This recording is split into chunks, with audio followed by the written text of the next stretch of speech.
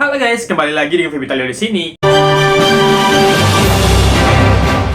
Kali ini Vivitalio akan menceritakan sesuatu yang sangat menarik buat kalian. Apakah itu? Ya, kalian harus tonton video ini sampai selesai agar kalian tidak tinggal atau ketinggalan dalam cerita ini. Karena cerita ini akan membahas tentang masa lalu atau masa lampau yang terjadi di tahun 2000-an. Mungkin jika kalian mendengar cerita ini, kalian akan teringat lagi masa-masa lampau mungkin yang pernah kalian alami, yang kalian dengar, atau yang pernah kalian saksikan secara langsung. Inilah cerita yang terjadi di tahun 2000-an. Cerita yang menceritakan tentang Indonesia, suasana, atau situasi yang pernah kalian alami atau kalian dengar. Apa yang terjadi di tahun 2000-an akan kita bahas kali ini atau akan kita ceritakan di kesempatan kali ini. Jadi bagi teman-teman yang telah mengklik video ini, jangan lupa untuk di-subscribe ya, karena bantuan dari kalian akan bikin Vivitalio selalu bersemangat dalam bercerita tentunya. Dan tentunya akan menyenangkan hati kalian mendengar cerita-cerita dari Vivitalio. Oke, kita langsung saja dalam ceritanya. Apa sih yang terjadi di tahun 2000-an ini? Hal menarik apa yang terjadi di tahun 2000-an ini? Apa sih yang cerita yang bisa kita bahas, yang kita bisa ceritakan tentang perkembangan Indonesia? Hal-hal besar apa yang terjadi di tahun 2000-an? Ya, akan kita bahas. Kita mulai di tahun 2001. Apa sih yang terjadi di tahun 2001 ini? Di tahun 2001 ini ada dua hal yang menarik yang akan kita bahas kali ini. Yang pertama yaitu lengsernya Gus Dur dari masa kepemimpinannya atau masa jabatannya sebagai Presiden Republik Indonesia. Kita tahu di tahun ini Gus Dur mengundurkan diri dari jabatan sebagai presidennya karena ada konflik antara Gus Dur dengan DPR. Ya, saat itu situasi politik yang sangat memanas yang menyebabkan beberapa kasus yang mengakibatkan Gus Dur lengser dari kepemimpinannya sebagai Presiden Republik Indonesia. Selain lengsernya Gus Dur, di tahun ini kita juga merayakan bahwa tahun ini, tahun 2001 ini, kita memperoleh Presiden perempuan pertama sebagai sejarah kemerdekaan Republik Indonesia. Perempuan pertama itu adalah Megawati Soekarno Putri, perempuan anak dari tokoh proklamator kemerdekaan Indonesia, yaitu Insinyur Soekarno. Insinyur Soekarno ini kita tahu adalah presiden pertama Republik Indonesia yang mengantarkan kemerdekaan dengan para pejuang Republik Indonesia. Presiden pertama dan anaknya sekarang, putri tercintanya, menjadi presiden perempuan pertama yang tercatat di sejarah Indonesia. Megawati dilantik sebagai Presiden Indonesia menggantikan Gus Dur di tahun itu. Itu adalah tahun kemerdekaan, kemenangan karena kita memperoleh Presiden perempuan pertama di Indonesia. Berselang kemerdekaan, berselang kesenangan yang kita alami di tahun 2001 ini, kita melompat ke tahun 2002. Apa sih yang terjadi di tahun 2002? Karena di tahun pertama ini, selain kesedihan lengsernya Gus Dur dan kesenangan kita dapat presiden perempuan pertama di sejarah Indonesia, 1 tahun setelahnya, kita mendapatkan berita duka. Bagaimana tidak? Tanggal 12 Oktober tahun 2002, Indonesia mengalami berita duka, yaitu terjadinya bom Bali. Ini adalah peristiwa yang sangat terkenal di Indonesia, bom Bali. Itu letusan bom yang terjadi di tempat wisata di daerah Bali yang mengakibatkan sebanyak 202 korban jiwa. Yang mana berita bom Bali ini tersiar atau tersebar di seluruh dunia yang mengakibatkan para wisata-wisata saat itu enggan masuk ke Indonesia atau ke Bali untuk berwisata karena kita tahu Bali ini merupakan pulau dewata, tempat wisata dunia internasional. Bahkan daerah Bali ini daerah yang paling terkenal di dunia dibandingkan daerah-daerah lain di Indonesia termasuk Jakarta. Ya, saat itu karena terjadinya bom Bali, maka saat itu turis-turis itu tidak ada datang ke Indonesia yang mengakibatkan ekonomi dan politik Indonesia saat itu sangat terganggu karena adanya bom Bali tersebut. Berita-berita kita alami di tahun 2002 ini, berita besar yaitu berita duka untuk Indonesia.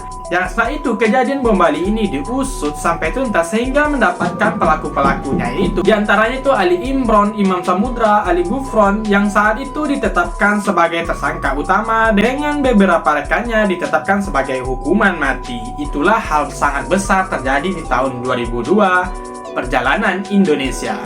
Selanjutnya, setelah kita mendapatkan berita duka yang kita alami di tahun 2002, kita melompat ke 2 tahun ke depannya, yaitu tahun 2004. Inilah tahun pertama kita melakukan pemilu secara terbuka, yang mana saat itu, tahun 2004 ini, masyarakat mempunyai hak menentukan siapakah pemimpin bangsa selanjutnya. Yang saat itu, pemilu dilakukan dengan pemungutan suara dari masyarakat langsung, yang mana saat itu masyarakatlah yang menentukan siapakah presiden mereka selanjutnya.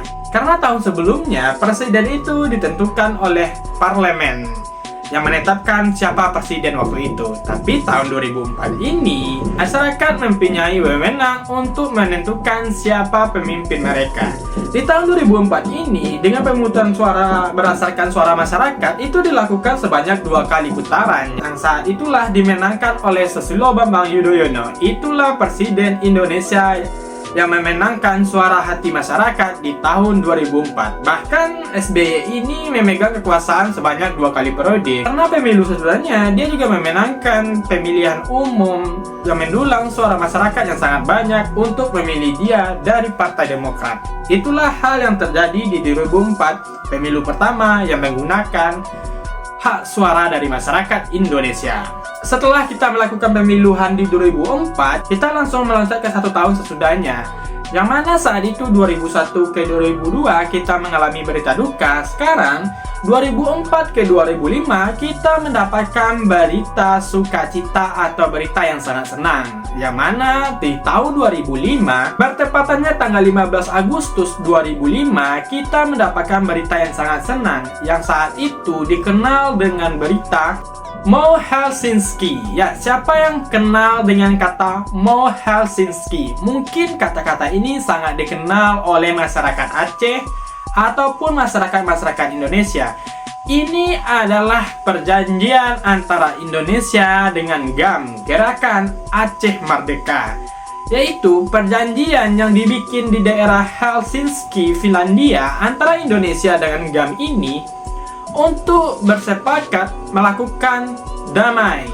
Yang mana ketegangan Indonesia dengan GAM ini berlangsung sangat lama, mulai dari tahun 1976 sampai 15 Agustus 2005. Akhirnya Indonesia dengan GAM memutuskan damai dan Aceh kembali ke pangkuan tanah air tanpa ada konflik sedikit pun. Itulah kesenangan, berita yang sangat senang kita rasakan karena saudara-saudara kita di Aceh ini bergabung ke tanah bumi pertiwi ini lagi, yang tentunya akan menyenangkan bagi kita. Kita saudara dari Sabang sampai Merauke akan selalu bersatu. Di tahun 2000-an ini tidak hanya kita menceritakan tentang masalah politik, pemerintahan, perdamaian, teroris. Di tahun 2000 ini kita juga mengalami hal suatu yang sangat luar biasa, yang mana saat itu tahun 2008 masuk Android pertama ke Indonesia. Inilah Android pertama yang masuk ke Indonesia, yang menjadi cikal bakal Android yang kita gunakan di Indonesia saat ini. Inilah HP Android pertama yang masuk ke Indonesia. Selain kita membahas tentang teknologi juga, kita juga tentu pasti teringat tentang masa lampau, yaitu tahun 2000-an, hal-hal yang kita alami di tahun 2000-an. Yang mana saat itu harga kurs rupiah antara tahun 2000-an sampai 2009 atau 2010 itu rata-ratanya tuh hanya 9 ribuan, yang menyebabkan harga komoditi atau barang-barang itu masih sangat murah. Bahkan saat itu kita juga merasakan saat beli nasi goreng itu masih harga 250 perak, dapat semangkuk besar itu udah banyak sekali isinya, 250 perak itu. Bahkan saat itu saya juga mengalami di tahun 2000-an itu masih mengalami harga donat, harganya itu masih 50 perak. Bahkan jika kita dikasih uang jajan 1000 atau 2000, kita sudah termasuk orang terkaya di SD waktu itu ya. Pasti kalian juga mengalami harga-harga yang sangat murah waktu itu. Duit 1000 atau 2000 kita udah bisa membeli semuanya.